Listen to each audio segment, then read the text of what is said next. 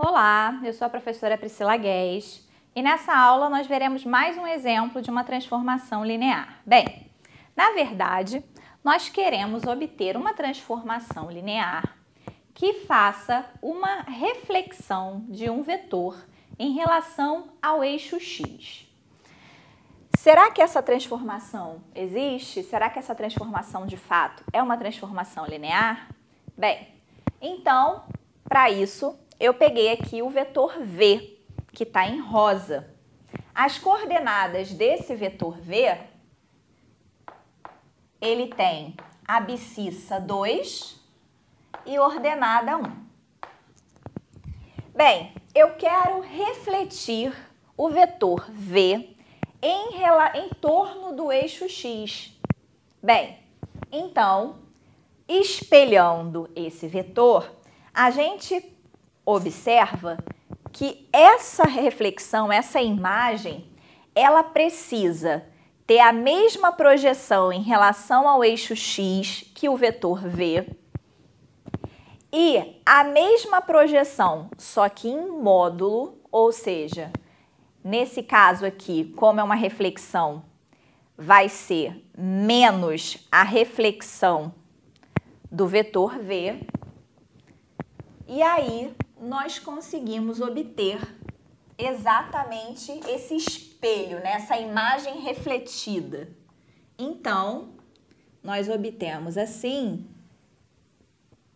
esse vetor roxo, que eu vou chamar de T de V. Ou seja, seria a imagem do vetor V através da transformação T. Bem, as coordenadas de T de V são abscissa igual a 2, a mesma abscissa do vetor V, e ordenada igual a menos 1, que é uma ordenada oposta à ordenada do vetor V. Então, se nós tivermos uma transformação no plano de R2 em R2, que leve o vetor xy no vetor x e menos y, a imagem de cada um dos vetores do plano através dessa transformação nada mais é do que uma reflexão desse vetor em torno do eixo x. Bem, então cabe a gente agora descobrir se essa transformação de fato é uma transformação linear. Como já falamos algumas vezes, ela precisa atender duas condições. A primeira é que a transformação da soma seja igual à soma das transformações.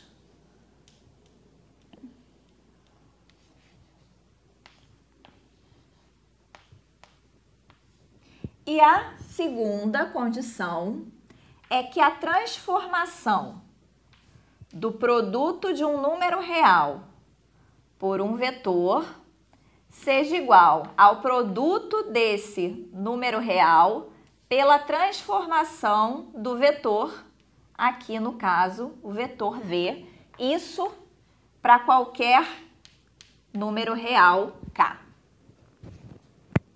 Será que você consegue provar que essa transformação é linear?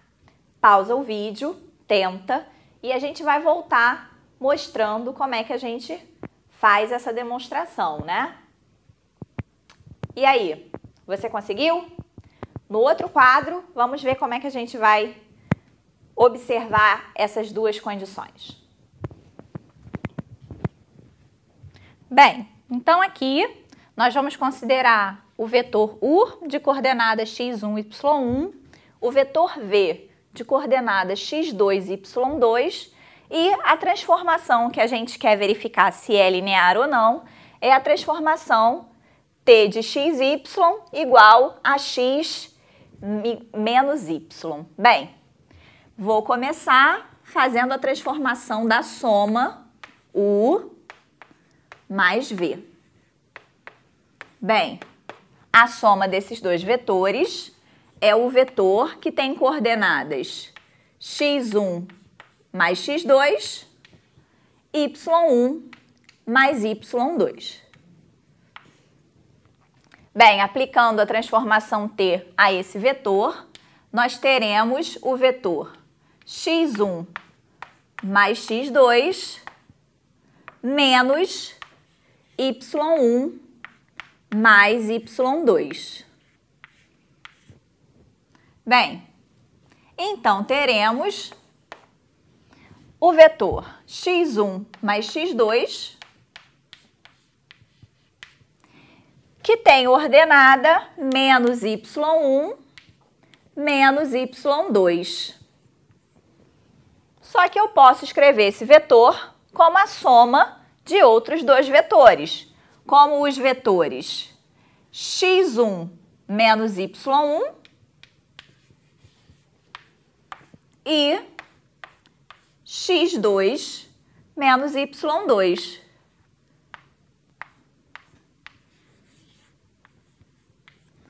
Agora, vamos observar esses dois vetores. x1 menos y1 é a imagem do vetor u através da transformação t. Então, eu posso escrevê-lo como t de u. Analogamente, o vetor x2 menos y2 é a imagem do vetor v através da transformação t. Então, eu posso escrevê-lo como t de v, né? Então, de fato, a transformação da soma é igual à soma das transformações. Falta verificar ainda a segunda condição. Então, para isso, eu vou considerar a transformação de um número real k vezes o vetor u. O produto do real k pelo vetor u é o vetor de coordenada kx1, ky1. Aplicando a transformação t a esse vetor, nós teremos kx1 menos ky1. Ordem dos fatores não altera o produto, então eu posso escrever menos kx1 como k vezes x menos 1.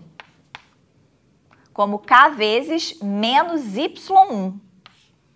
Então, kx1 e aqui k vezes menos y1.